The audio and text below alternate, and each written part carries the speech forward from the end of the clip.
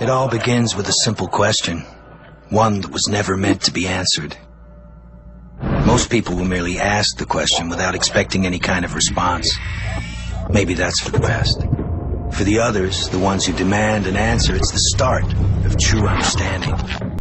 Yeah, the start of true understanding. I get this game now. It's complete bullcrap. Hey world, ByakuganAce here with another games I don't play anymore. I've been saving one up for a few months now, so I hope you don't mind that I've gotten myself worked into quite a mood here. You people better get ready, because now's our next review. The Conduit. Yeah, there's not a whole lot to complain about with the gameplay in this. I mean, yeah, it's pretty good. 9 missions, they're a little short, but that's okay, because the gameplay's pretty cool. Yeah, but after a while, seeing the same enemies, shooting them over and over in the head again, it gets boring. And here's the next part. Just check out this plotline. Vague at best. You start off, Agent Ford. Yeah, original name, we couldn't think of anything, you know, a valid name for this character. His name is just Michael Ford.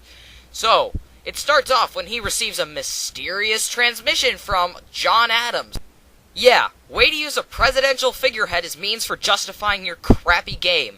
So I don't even know who this game is made by. SEGA and one of its third-party whores, perchance? I don't know, I don't care. But the plotline is horrible. And here's another personal thing. Whenever I go online, I always end up killing my own teammates or getting killed by them. You know why? Because the game never recognizes who's your teammates and who isn't. So usually, I just end up going around and shooting whoever the heck gets in my way. It's bullcrap. It's complete and utter bullcrap.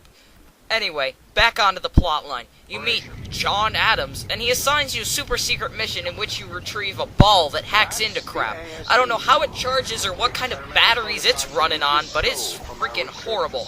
This game is frequently known as a mix of Halo and Doom. Yeah, 2 of the best games of all time, but with the worst plotline ever. Okay, so by the 3rd or 4th mission, you've already been betrayed by John Adams. Yeah, way to defecate all over the remains of our president. That's great. Apparently he's been working this for over 200 years, and if you listen closely in the credits, you'll hear that. This game has no validity whatsoever. Anytime you have a lead on this extremely vague mystery of the guy with the place and the thing, yeah, that vague, you lose it. Every time there's a mystery, it comes up and changes again. In the beginning of the game, I thought it was some mysterious virus that was turning people into aliens or something. But no, you later find out that, I don't know, they're being genetically engineered, Michael Jackson spawn. I don't get it. Nobody gets it. It makes no sense. The only valid point of this game is the shooting perspective. Yeah, my conscience is gonna bite me in the ass for that one, but let's move on. Eventually, as you get into these missions, you'll find yourself collecting invisible trust data disks, which you just have to be lucky enough to see when they're hidden in a corner, and conspiracy texts, which are on the wall. You have to conveniently have the magical ball of Toho characters out in your hand in order to see it, which is near impossible because you're usually shooting the crap out of somebody. Walking through these missions will take maybe a half hour at most, and you always find yourself getting lost or backtracking because you have to run away and not take damage. Your suit doesn't start recharging you until the 4th level, and by that point you already have a pretty good handle on the game. At this point, however, you're probably sick of hearing Mr. Ford whine and moan about everything wrong with his life. Oh, I have mustard on my shirt. My gun is out of ammo. Oh, my cat peed on my groceries. Ugh.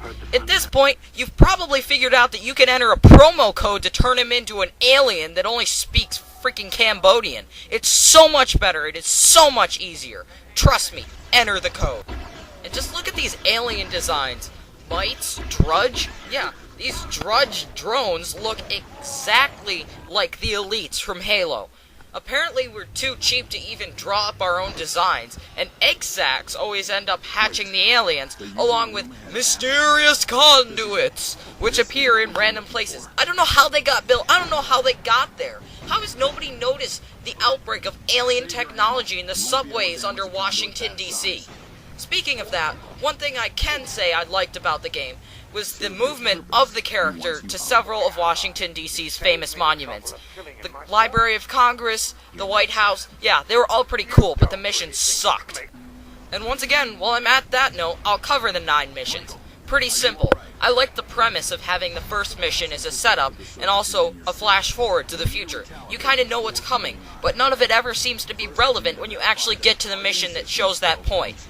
And finally, when you get to mission 8, you think you're done. You get to the end, and the objection is, eliminate John Adams. Yeah, exact words there. But you never do it, even in the 9th mission, which is called Closure.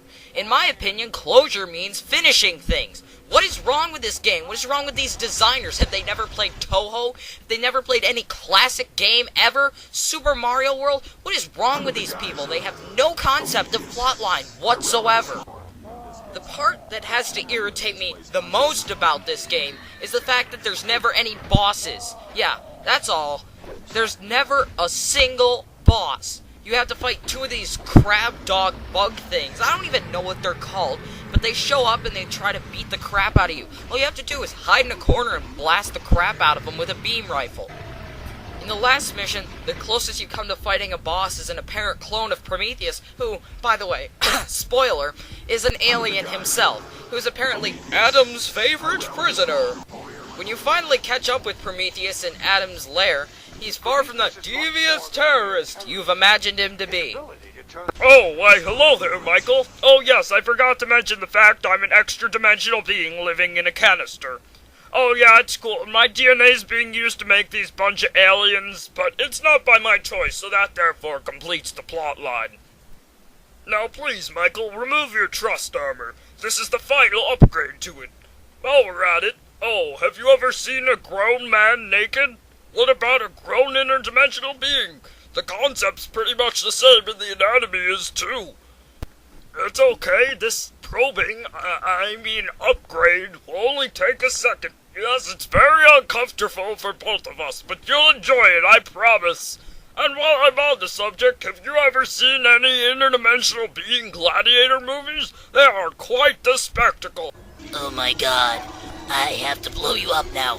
Oh, that's okay, Michael. I'll make an appearance in the next level. No! So after this, I can only imagine how confusing and awkward this had to be in court a few weeks later. Now, where did the interdimensional being touch you, son?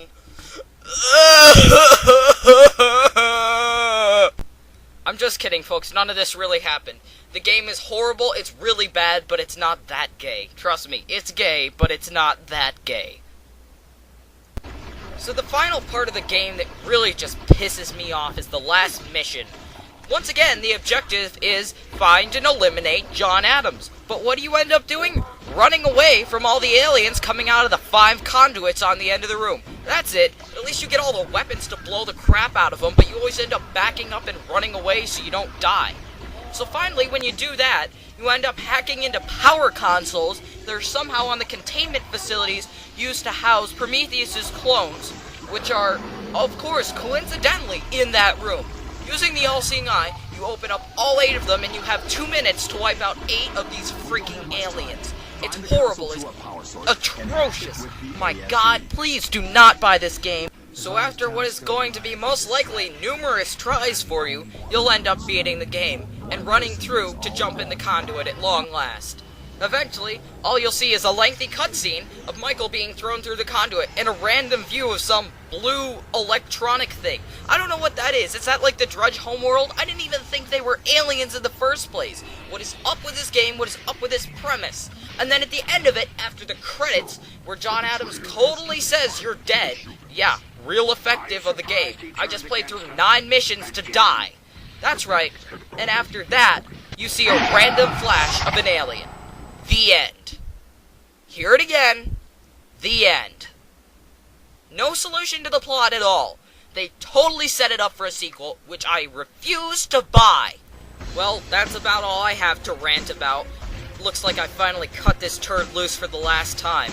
I know this one was a whole lot shorter than The World Ends With You was, but so was the game itself, and it took freaking forever to go through and pick through all the finer details to find crap to make fun of. I hope you people enjoyed this, or else I pray this game will find you, and it will hunt you down. Well, thanks guys. I guess I'll see you later.